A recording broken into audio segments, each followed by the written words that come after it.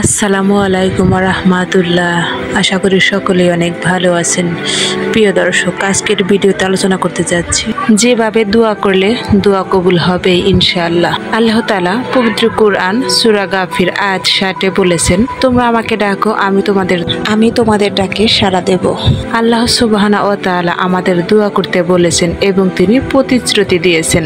অনেক সময় আমরা দোয়া করি কিন্তু মনে করি কবুল হচ্ছে না। বাস্তবে হয়তো আমরা সেই শর্তগুলো পূরণ করছি না যেগুলো দোয়া কবুলের জন্য অপরিহার্য ছিল। আজ আমরা শিখব 4টি গুরুত্ব পয়েন্ট যেভাবে দোয়া করলে দোয়া কবুল হবে ইনশাআল্লাহ। নাম্বার 1, দোয়ার শুরু ও শেষ দরুদ শরীফ দিয়ে করা। নবীজি সাল্লাল্লাহু আলাইহি ওয়াসাল্লাম বলেছেন, তোমাদের দোয়া তখনই কবুল হয় যখন তা শুরু ও শেষ করা হয় দরুদ শরীফ দিয়ে। প্রত্যেক ব্যক্তির দোয়া আটকে থাকে যতক্ষণ না সে নবীজি সাল্লাল্লাহু আলাইহি ওয়াসাল্লামের উপর দরুদ পাঠ করে। তিরমিজি হাদিস 486। অপর একটি হাদিসে এসেছে, নবীজি আরো বলেছেন, তোমরা দোয়া করো, আমার প্রতি দরুদ পাঠের মাধ্যমে শুরু করো এবং শেষে দরুদ দিয়ে শেষ করো। আবু দাউদ হাদিস 1481। কেন দোয়ার মাঝে দরুদ এত গুরুত্বপূর্ণ? দরুদ দিয়ে দোয়া পাঠ করলে দোয়ার সম্মান বৃদ্ধি পায়, দোয়ার অধিক গ্রহণযোগ্যতা বেড়ে যায়, আল্লাহর রহমত নেমে আসে। আল্লাহ তার রাসূলের উপর দরুদ পাঠকারীকে অত্যন্ত ভালোবাসেন। দোয়া কবুলের পথ খুলে যায়। দরুদ মানে আল্লাহর পছন্দনীয় কথায় দোয়া শুরু করা। কখন এবং কিভাবে করবেন? দোয়ার আগে বলুন, দোয়ার পরে একই দরুদ আবার পড়ুন, এরপর হাত তুলে দোয়া করুন। এই নিয়মে প্রতিদিনের দোয়া, তাহাজ্জুদের দোয়া, রিজিক বা রোগমুক্ত সব জায়গায় প্রযোজ্য। আপনি যদি সন্তান চাচ্ছেন তাহলে দোয়ার রূপ হতে পারে এমন দরুদ শরীফ। তারপর, হে আল্লাহ, আমাকে হালাল নেক সন্তান দান করুন যেন সে দিন ও দুনিয়াতে সফল হয়। শেষে আবার দরুদ শরীফ পাঠ করুন। দোয়ার মধ্যে দরুদ শরীফ এমন এক সোনার চাবি যা দোয়ার দরজা খুলে দেয়। এটি শুধু রাসূলের প্রতি ভালোবাসা নয়, বরং দোয়ার মাঝে বরকত এনে দেয়। যে দোয়ার শুরুতে ও শেষে দরুদ থাকে সেই দোয়া কখনোই ফাঁকা যায় না ইনশাআল্লাহ। নাম্বার 2, অন্তর দিয়ে কান্নাকাটি ও বিনয়ী হয়ে দোয়া করা।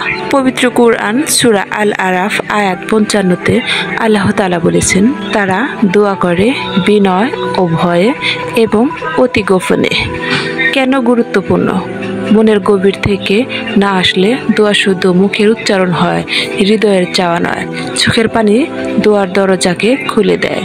অনেক হাদিসে এসেছে, চোখের পানি শুধু কাদা কণ্ঠে এবং বিনয়ী আল্লাহর দরবারে বিশেষ মর্যাদা রাখে।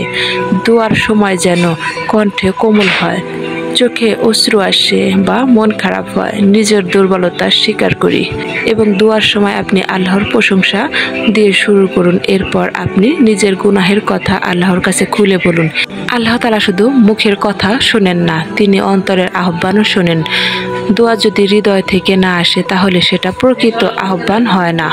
আর যদি দোয়ার সময় চোখের পানি আসে, অন্তর ভেঙে পড়ে, তবে সেটা আল্লাহর দরবারে সবচেয়ে প্রিয় দোয়ার মধ্যে পড়ে যায়। পবিত্র কুরআন সূরা গাফির আয়াত 55-তে আল্লাহ তাআলা আরো বলেছেন, তোমরা তোমাদের প্রভুকে ডাকো বিনয় ও গোপনে, নিশ্চয় তিনি সীমা লঙ্ঘনকারীদের পছন্দ করেন না। তারা কাঁদে এবং বিনয়ের সঙ্গে সিজদা করে। সূরা মরিয়ম আয়াত 58। আল্লাহ এমন বান্দাকে ভালোবাসেন যে তার সামনে নিজেকে ভেঙে ফেলে। নবীজি সাল্লাল্লাহু আলাইহি ওয়াসাল্লাম বলেছেন, দোয়া হচ্ছে ইবাদতের মূল। হাদিস তিরমিজি। যে ব্যক্তি দোয়ার সময় বিনয়ী হয় এবং চোখে পানি নিয়ে দোয়া করে, আল্লাহ সেই দোয়া ফেরত দেয় না। কেন কান্না ও বিনয় জরুরি? এটা বান্দার প্রকৃত নরম মনের চিহ্ন। অহংকারী মানুষকে কাঁদতে দেয় না, কিন্তু ভীত বান্দা চোখের পানি ফেলে। আল্লাহর দরবারে নিজেকে ক্ষুদ্র মনে করা হয়, এটা আল্লাহর কাছে অত্যন্ত পছন্দনীয়। বিনয়ের দোয়া বরকত ও রহমত টানে। আল্লাহ বলেন, আমি বিনয়ীদেরকে ভালোবাসি। কিভাবে অন্তর দিয়ে কান্নাকাটি করবেন। একান্ত নিরিবিলি জায়গা বেছে নিন, বিশেষ করে রাতের অন্ধকারে বা তাহাজ্জুদের সময়।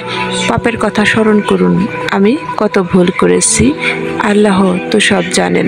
এভাবে নিজের ভুল স্বীকার করে আর আল্লাহর প্রশংসা দিয়ে দোয়া করুন। নিজেকে একেবারে গরিব ও নিরুপায় মনে করুন, যেন আল্লাহ ছাড়া আপনার আর কেউ নেই।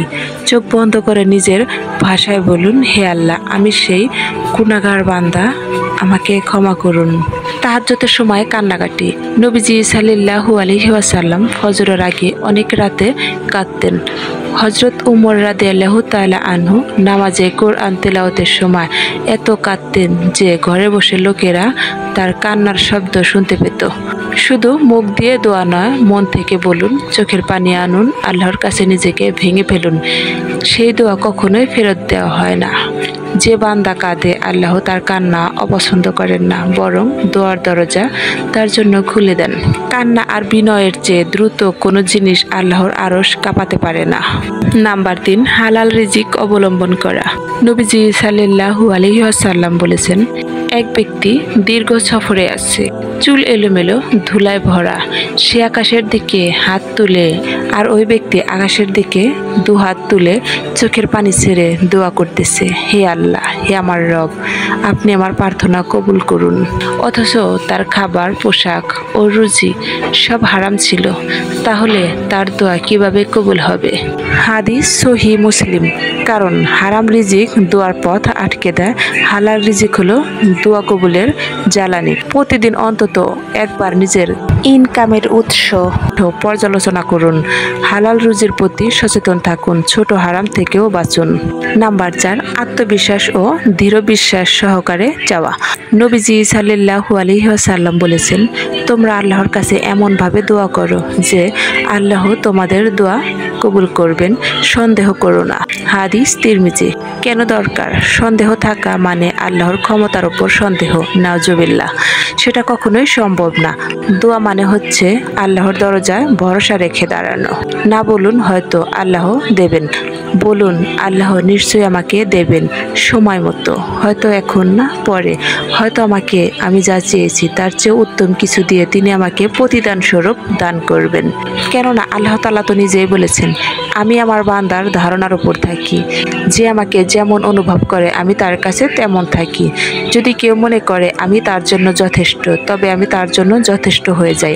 আর যদি কেউ আমার প্রতি সন্দেহ পোষণ করে, তাহলে আমিও তার ধারণার মতো হয়ে যাই। তাই আমাদের উচিত আল্লাহর প্রতি পূর্ণ আস্থা এবং ভরসা রাখা। যে ব্যক্তি আল্লাহর কাছে চায়, আল্লাহ তাআলা তাকে নিরাশ করেন না, তবে আল্লাহ নিজ সময় ও নিজ উপায়ে তা দিয়ে থাকেন। তাড়াহুড়া করলে বা দোয়া করেই অস্থির হয়ে পড়লে ওই দোয়া কবুল হয় না। দোয়া করে অপেক্ষা করুন, অবশ্যই আল্লাহ তাআলা কবুল করবেন। প্রিয় দর্শক, আজকের ভিডিওটি কেমন লাগলো কমেন্ট করে জানাবেন। আর ভিডিওটি যদি ভালো লেগে থাকে তাহলে অনেক অনেক শেয়ার করবেন। আর আজ এ পর্যন্তই, দেখা হবে আবারও কোনো নতুন ভিডিও নিয়ে। সে পর্যন্ত সকলের সুস্বাস্থ্য কামনা করে আজ এখানেই বিদায় নিচ্ছি। আল্লাহ হাফেজ।